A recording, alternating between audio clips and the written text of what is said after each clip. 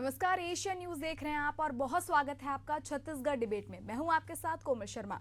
आज का जो हमारा चर्चा का मुद्दा होने वाला है वो है आवास की जगी आस। दरअसल छत्तीसगढ़ में प्रधानमंत्री आवास की प्रतीक्षा कर रहे लोगों की आस एक बार फिर से जाग गई है। केंद्र सरकार ने प्रधानमंत्री आवास योजना के तहत 8,86,931 आवासों की स्वीकृति दे दी है। इसके लिए मुख्यमंत्री विष्णुदेव साय ने केंद्र सरकार का आभार भी जताया है, तो कांग्रेस सवाल खड़े कर रही है। कांग्रेस के आरोपों पर भाजपा ने भी पलटवार किया है। भाजपा ने कहा कि कांग्रेस सरकार ने 5 साल तक प्रधानमंत्री आवास को रोक कर रखा था। इसके कारण 18 लाख लोग प्रधानमंत्री आवास से वंचित हो गए थे। भूपेश बघेल नहीं चाहते थे कि प्रदेश के लोगों को प्रधानमंत्री आवास मिलने का श्रेय प्रधानमंत्री नरेंद्र मोदी को मिले। भाजपा ने चुनाव में 18 लाख लोगों को प्रधानमंत्री आवास देने का वादा किया था। सरकार ने पहली ही कैबिनेट में इसकी स्वीकृति दे दी थी। नए वित्तीय वर्ष में 8,46,000 आवास की स्वीकृति मिली है। उधर कांग्रेस ने कहा कि भाजपा ने वादा किया था कि 18 लाख लोगों को प्रधानमंत्री आवास स्वीकृत करेंगे। अब कह रहे हैं कि 8 लाख मकानों की स्वीकृति दी है, बाकी 10 लाख आवास की अगर बात करें तो उनकी स्वीकृति क्यों नहीं दी गई। कांग्रेस सरकार ने 7.5 लाख आवास की पहली किश्त चुनाव से पहले हितग्राहियों के खाते में डाल दी थी, तो भाजपा ने कौन से 8 लाख आवास को स्वीकृति किए है। बहरहाल स्वीकृति मिलने के बाद देखना होगा कि हितग्राहियों के खाते में कब तक पैसा मिल पाता है। इस पर चर्चा से पहले सुनते हैं नेताओं का इस पर क्या कुछ कहना है। 32,50,000 प्रधानमंत्री आवास दिए हैं, जिसमें से SECC डाटा 2011 के आधार पर जिन राज्यों को आवास दिया गया है उसमें सिर्फ और सिर्फ छत्तीसगढ़ है। 6,99,000 आवास दिए गए। अन्यथा बाकी सभी राज्यों को SECC डाटा में उनको आवंटन नहीं, अर्थात उन्होंने पूर्ण कर लिया अपना आवास और आवास प्लस पर वो काम कर रहे हैं। छत्तीसगढ़ में वो शेष रह गया था 6,99,000 आवास अभी छत्तीसगढ़ को मिला है। उसके लिए माननीय मुख्यमंत्री जी का बड़ा प्रयास है और माननीय प्रधानमंत्री जी का हृदय से आभार है। ऐसे ही 2011 के SECC डाटा के बाद आवास प्लस की सूची से भी, जिसके आधार पर अन्य राज्यों को दिया गया है, छत्तीसगढ़ को भी 1,47,000 आवास दिया गया है और कुल मिलाकर 8,46,931 प्रधानमंत्री आवास अभी छत्तीसगढ़ को स्वीकृत किए गए हैं। आपको इसके साथ साथ मैं और बता दूं कि छत्तीसगढ़ में माननीय विष्णुदेव साय जी की सरकार बनने के बाद PM जर्मन के अंतर्गत 24,064 आवास पूर्णता की ओर हैं। अभी जो पिछले समय विधानसभा सत्र हुआ, हमारे कांग्रेस के विधायक उन्होंने सवाल किए कि आपने अभी तक कितने प्रधानमंत्री आवास स्वीकृति किए। एक भी आवास स्वीकृति नहीं की इस सरकार ने, एक भी आवास स्वीकृति नहीं की। इसका मतलब आपने विधानसभा चुनाव के दौरान जनता के साथ झूठ बोले। जब पहला मीटिंग हुआ मंत्रालय में शपथ ग्रहण के बाद, वहां पे आपने कहा कि हम 18 लाख आवास स्वीकृति कर रहे हैं, वहां आप झूठ बोले। लेकिन विधानसभा में आप झूठ नहीं बोल सकते। ये जनता के सामने सच्चाई आ गया। अब दावा कर रहे हैं 8 लाख मकानों को केंद्र ने स्वीकृति किया है।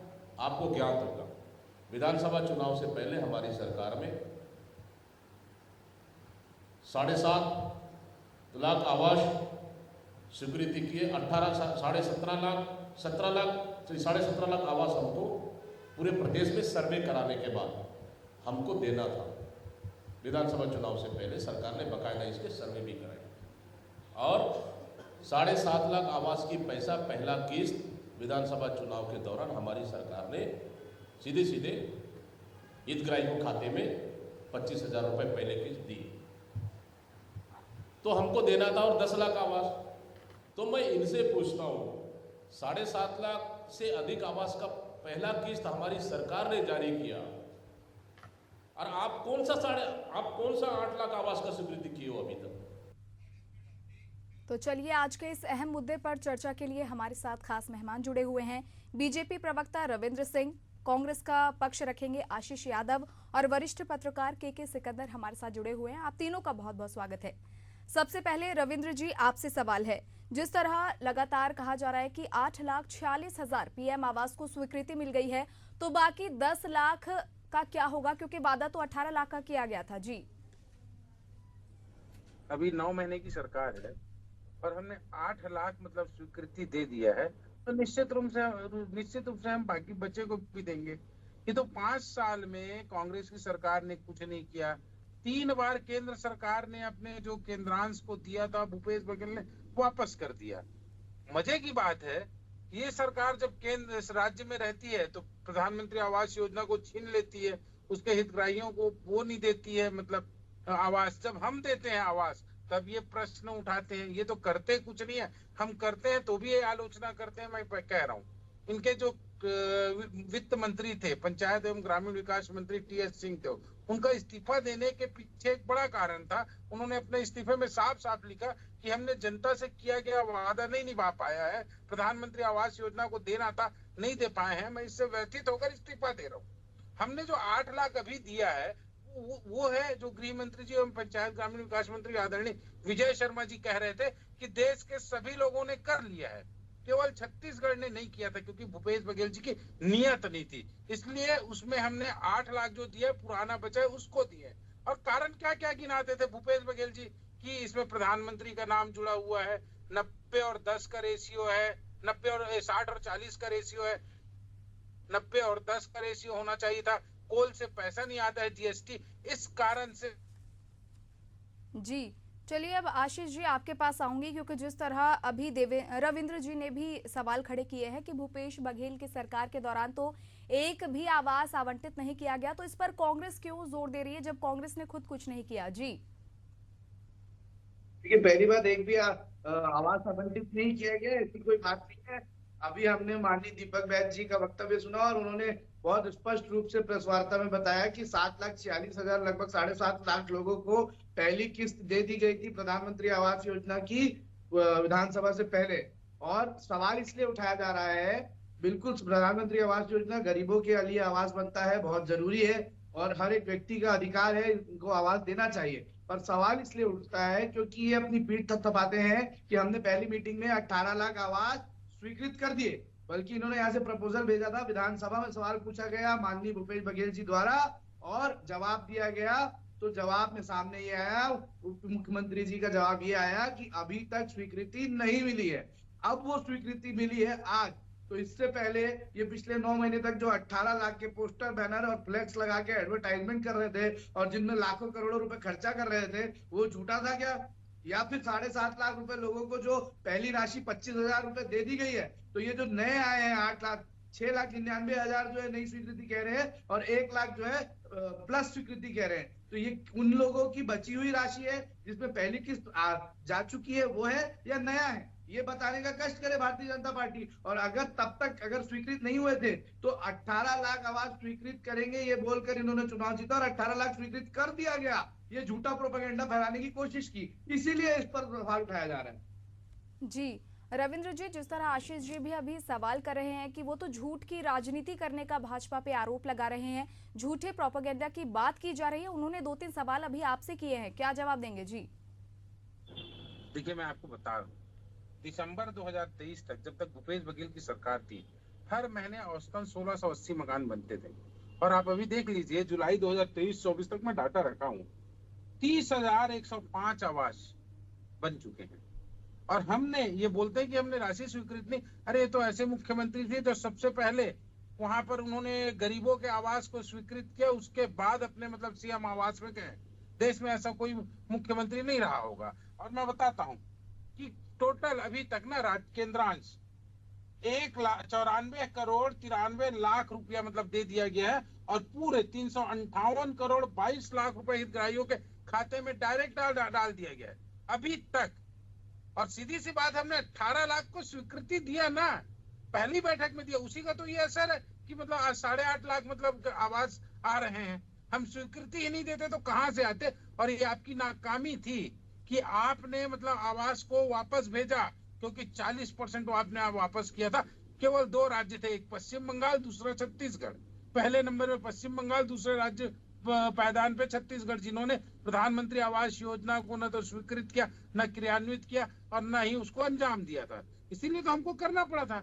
हमने विधानसभा घेराव किया और पूरे 18 लाख लोगों की सूची थी। ये जो आज दिए है ना 9 लाख, वो 2011 का प्रधानमंत्री आवास योजना था। इसके बाद जो 10 लाख बचे वो प्रधानमंत्री प्लस का है, आवास योजना का प्लस का। पहले तो आप टेक्निकल चीजों को समझ लीजिए।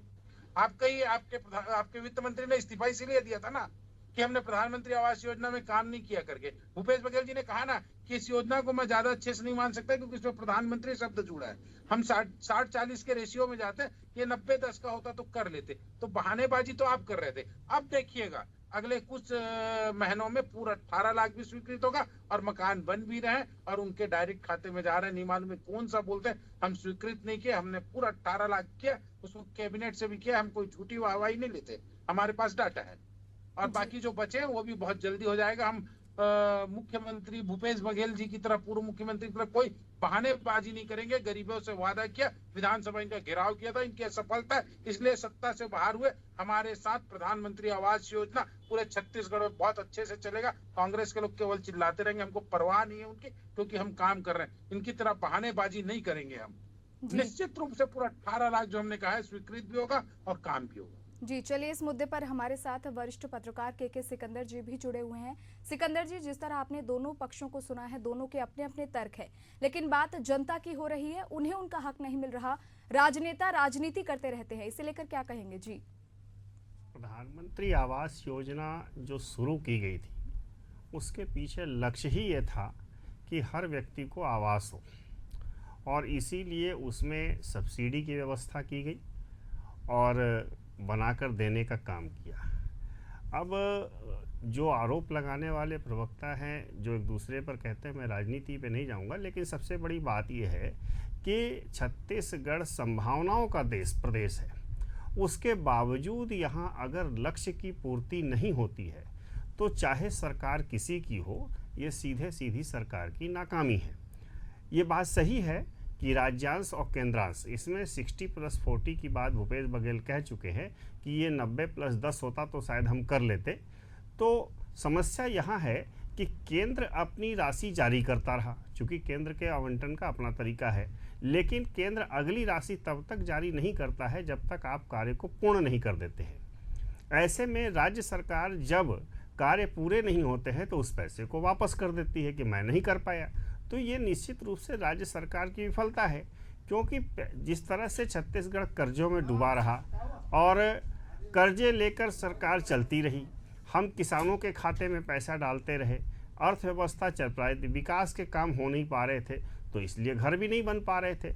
हालांकि इसमें मुझे कहीं कहने में कोई संकोच नहीं है कि जिस समय भूपेश बघेल की सरकार थी तो छत्तीसगढ़ क्या पूरा देश कोरोना के संक्रमण काल से भी गुजर रहा था। हालांकि दूसरे राज्यों ने इसका पूरा फायदा उठाया और उस लॉकडाउन के बावजूद निर्माण कार्य को जारी रखकर अर्थव्यवस्था को मजबूत करने का काम किया। उसी समय सेंट्रल विस्टा का काम हुआ, संसद बनने का भी काम हुआ। उसके पीछे सीधा सी तर्क था कि अगर ये पैसा बाजार में सर्कुलेट होता रहेगा, ये चलता रहेगा, तो अर्थव्यवस्था सुधरी रहेगी। छत्तीसगढ़ में भी अगर प्रधानमंत्री आवास योजना के तहत आवास बनते तो एक तो अर्थव्यवस्था पर उसका सीधा असर पड़ता, अर्थव्यवस्था लड़खड़ाती नहीं, हम कर्जों में कम डूबते। और दूसरी बात है, जो गरीब जो इस आशा के साथ आवेदन करके बैठे थे, करीब 6 लाख 6.5 लाख की बात हो रही है, उतने लोग जो कि हम बता रहे पेंडिंग है, प्लस की तो बात ही नहीं है। तो पेंडिंग है क्यों? निश्चित रूप से सरकार किसी की भी हो उसकी नाकामी है, तो कोई भी सरकार हो उसको चाहिए। यह तो अच्छी बात है कि अगर 18 लाख की बात बीजेपी ने कही है और 18 लाख में से करीब 8.5 लाख के आसपास स्वीकृति मिली है, तो ये तो आशा के रूप में देखने की बात है, निराशा के रूप में देखने की बात नहीं है, क्योंकि इससे अब आगे 10 लाख के भी रास्ते खुलेंगे। क्योंकि तय बात है कि जब तक के राज्य सरकार अपने उस योजना को पूरा नहीं कर देता है जो केंद्र के अंश से चल रहा है, तो उसे आगे की राशि नहीं मिलेगी। तो अगर विष्णुदेव साय ने ये तय किया है या बीजेपी की सरकार ने तय किया है कि वो इसको स्वीकृति दे रहे हैं 18 लाख की, और उसी स्वीकृति के आधार पे केंद्र ने उनको ये राशि आवंटित की है, जिस पर आज छत्तीसगढ़ जश्न मना रहा है। इसमें सभी को शामिल होना चाहिए कि गरीबों से जुड़ी योजना है और इसका लाभ छत्तीसगढ़ को हर हालत में मिलेगा। जी जी, आशीष जी, जिस तरह कांग्रेस लगातार आरोप लगा रही है कि केंद्र सरकार से बजट नहीं मिला तो पीएम आवास की योजना का लाभ कैसे मिले जनता को, तो चुनाव से ठीक पहले भूपेश सरकार हितग्राहियों के खाते में पैसे डालती है। 7.5 लाख हितग्राहियों के अकाउंट में पैसे डाले गए, तो वो पैसा कहां से आया? जी देखिए, मैं बोलना चाह रहा हूँ, मेरी बात को समझने की कोशिश करें अगर, जी। तो बहुत ही साफ शब्दों में मैं बात कर रहा हूँ कि 18 लाख आवास का प्रपोजल भेजा गया था, जिसमें 8 लाख अभी स्वीकृत हो गया है, बहुत अच्छी बात है। लेकिन पिछले 8 महीने से इस बात का ढिंडोरा पीटा क्यों गया फ्लेक्स लगाकर कि 18 लाख स्वीकृत हो गए हैं। ये मीडिया पर झूठ बोल सकते हैं, ये बैठकों में झूठ बोल सकते हैं, ये विधानसभा में लेकिन झूठ नहीं बोल सकते। विधानसभा में इन्होंने सच कहा कि एक भी आवाज स्वीकृत नहीं हुआ है।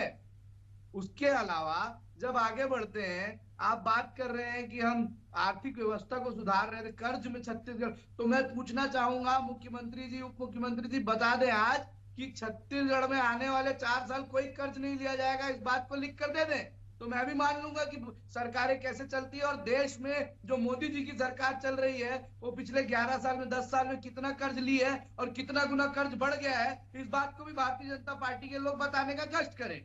देखिए, बात सिर्फ इतनी सी है कि आवास बनने से किसी को तकलीफ नहीं है, तकलीफ है झूठ से, झूठा प्रोपेगेंडा फैलाने से। और अगर आवास बनते हैं अभी, तो ये अच्छी बात है, हम खड़े हैं भारतीय जनता पार्टी के सरकार के साथ कि ये पूरा करे 18 लाख आवास।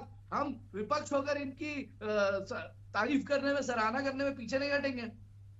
जी रविंद्र जी, जिस तरह आशीष जी कह रहे हैं कि अगर सरकार काम करेगी तो वाकई विपक्ष सराहना करने में पीछे नहीं हटेगा, लेकिन इन्होंने साथ ही ये भी सवाल किया है कि मुख्यमंत्री और उप मुख्यमंत्री अगर ये कह दे कि सरकार 4 सालों में कोई कर्ज नहीं लेगी तो कैसे आगे का काम होगा। इसको लेकर क्या प्रोपेगेंडा कांग्रेस फैलाना चाहती है और इसको लेकर बीजेपी का क्या स्टैंड है? जी, मतलब कम से कम कांग्रेस ने स्वीकार तो किया कि उन्होंने भरपूर कर्जा लिया करके। अब वो खुद कर्जा लेके घी पीते रहे, अब हमको नैतिकता की शिक्षा दे रहे हैं कि कर्जा मत लें। अरे आपने तो इतना गड्ढा कर दिया है कि उसको भरने में हमें समय लगेगा। जो 15 साल छत्तीसगढ़ देश में विकास की मिसाल बनता था ना, उसको 5 साल में भूपेश बघेल ने बर्बाद कर दिया। इवन भूपेश बघेल जी कहते थे कि रोड मत बनाओ, पेच वर्क करना, मेरे पास पैसा नहीं है। और कर्जे देखो तो बढ़ते रहते थे, कारण क्या था मैं आशीष जी बता रहा हूं। कितनी सच्चाई है रविंद्र जी जो आरोप लगा रहे हैं? जी, एक भारतीय जनता पार्टी का आरोप लगाना काम है। 36 में से 32 वालों को हमने पूरा किया था। हमारा दुर्भाग्य है कि जनता ने हमें दोबारा नहीं किया। कोई बात नहीं, मुझे ये जवाब बता दे दें कि देने मोदी दीजिए, फिर आप जी दीजिएगा। जो है इतना कर्ज लिया, अभी तो कर्ज को प्रश्न मुझसे है, 6 गुना बढ़ा, 600 अभी गुना तो बढ़ा प्रश्न दिए, मुझसे उसका है। ये जवाब नहीं देंगे। ये वापस से आप तो, अब मैं तो सब आपकी जवाब दे रहा हूँ सरकार ना, ना, आप आप चिंता कह मत दीजिए कि करिए। आप कर्ज नहीं आपके लेंगे, एक बात एक खत्म प्रश्नों करिए, का बड़े बहस ही खत्म करिए, से आप कह बहुत दीजिए आप आसानी नहीं से लेंगे। जवाब, आप चिंता मत करिए, एक एक प्रश्नों का जवाब दूंगा। आप हमको कह रहे थे झूठे हैं हम, मैं बताऊं आपको झूठ कैसे बोलते थे आप लोग। रोजगार में 0.4% हमारा क्या कहते हैं, मतलब बेरोजगारी दर है। कहाँ गया वो आप लोग का रोजगार का प्रतिशत? एनसीआरबी का डेटा था सर, हमारा डेटा नहीं जी था। ना। एनसीआरबी का डेटा था, केंद्र में सरकार आपकी थी, आप डेटा पे चले जाइए, हमारा डेटा नहीं था। आप हमसे झूठा बोल रहे थे ना, मैं आपको जवाब दे रहा हूँ ना आपका झूठ का। आपने तो घोषणा पत्र में डाला था ना शराबबंदी करेंगे, कहाँ गया आपका शराबबंदी का? वो घोषणा पत्र में था, सुन लीजिए ना।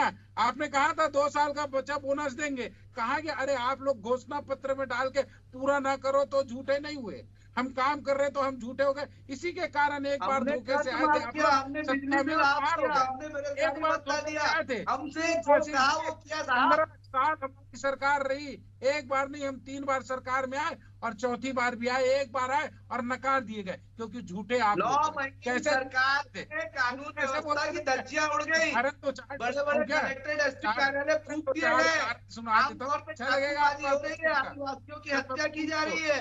9 महीने की सरकार में आपने बिजली बिल की रोजगार से कम गिनते थे, थी, उसको जिस बढ़ा डाटा दिया, को कोई बेरोजगारी नहीं देता भत्ता था, बंद कर इसकी दिया, कोई खादी अहमियत नहीं, वितरण बंद कर समझ दिया। रहे हैं? आपने पुराने जो स्वीकृत किए हमने गए जो किया है, कानून को निरस्त हम कर दिया। 18 9 महीने लाख में आवास कानून की को ऐसी व्यवस्था बना दी कि छत्तीसगढ़ के जी बच्चे आशीष जी पहले रविंद्र जी अपना जवाब दे देंगे, उसके बाद मैं आपके पास आऊंगी। जी जी,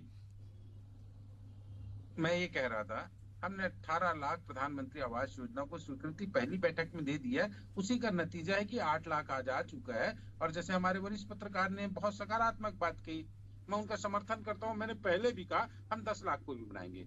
इनकी तरह 3 बार पैसा आया केंद्र का, ये वापस कर गए, ये दुर्भाग्यजनक है। ये छत्तीसगढ़ के गरीबों का मकान छीने, राजनीति करने का विषय नहीं था। कभी प्रधानमंत्री आवास योजना इतने रूप में नहीं मिलता था। 4 करोड़ प्रधानमंत्री आवास पूरे देश में बना। 3 करोड़ का हमने और चलिए लक्ष्य रखा है। रविंद्र जी, एक बार 7 आशीष करोड़ जी की लोगों बात को सुन लेते हैं, मकान वो भी देते जी और कांग्रेस छीन योजना जी। ये बात नरेंद्र जी, मोदी का आशीष जी, फॉर्मूला और आशीष जी। हुकूमत पॉलिसी नहीं है।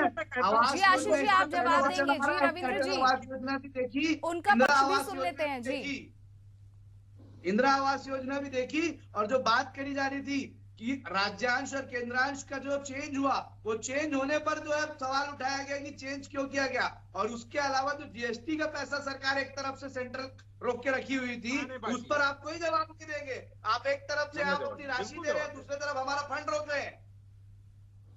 जी मैं सिकंदर जी प्रधानमंत्री जी आवास योजना, इनके एक चीज कह रहा हूँ, इंदिरा जी। आवास योजना का ये करते थे। एक गांव को 5 इंदिरा आवास योजना मिल जाना तो उपलब्धि होती थी। जी रविंद्र 5 जी, मिल इस जाए तो चर्चा एक में जिले में। हमारे साथ के सिकंदर जी भी जुड़े हुए हैं, वरिष्ठ पत्रकार। तो सिकंदर जी, जिस तरह हम देख रहे हैं लगातार इस मामले पर राजनीति हो रही है, आरोप प्रत्यारोप का दौर जारी है, जिसको लेकर हालांकि बीजेपी कह रही है कि हम काम कर रहे हैं, तो कांग्रेस भी कह रही है कि अगर सरकार काम करेगी तो हम सराहना करने से पीछे नहीं हटेंगे। आपको क्या लगता है कि फिलहाल ये स्वीकृति कर दी गई है, कब हितग्राहियों के खाते में पैसा आएगा और कब तक उन्हें लाभ मिलेगा? जी ये स्वीकृति मिली है, जैसे ही पैसों का आवंटन होगा, इस सरकार की जिम्मेदारी है कि वो समय पर पैसे का आवंटन करे और जो आवास जो है वो बनना शुरू हो जाए, क्योंकि आवास बनने से ही हितग्राही हैं और जो गरीब हैं, जो आवास से वंचित हैं, उनको लाभ मिलेगा। अभी चर्चा के दौरान 2 बातें सामने आई कि आरोप लगे कि भूपेश बघेल जी ने केवल इसलिए आवास को नहीं बनाया कि उसमें प्रधानमंत्री शब्द लिखा था। तो प्रधानमंत्री तो लिखा था, कोई नाम तो किसी का नहीं था, इसमें दल की बात तो नहीं थी।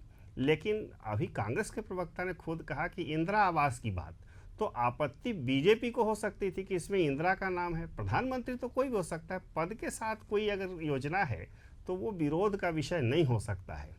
तो बात ये नहीं है, बात ये है कि जो भी योजनाएं अगर आ रही हैं उनका कार्यान्वयन हो और उसकी मैं तो कहूँगा उसकी सरकार निगरानी भी करे, और बेहतर हो विपक्ष भी उसकी निगरानी करे कि सरकार जिन योजनाओं का दावा कर रही है और जिन राशियों के आवंटन का दावा कर रही है, जिन कामों का दावा कर रही है, तो वो सरकार के दावे कितने ज़मीन पर उतर रहे हैं, ये विपक्ष निगरानी करे तो मुझे लगता है कि सरकार को घेरना आसान होगा और लोगों को, उनके हितग्राहियों को, गरीबों को, उनको मकान देना आसान हो जाएगा।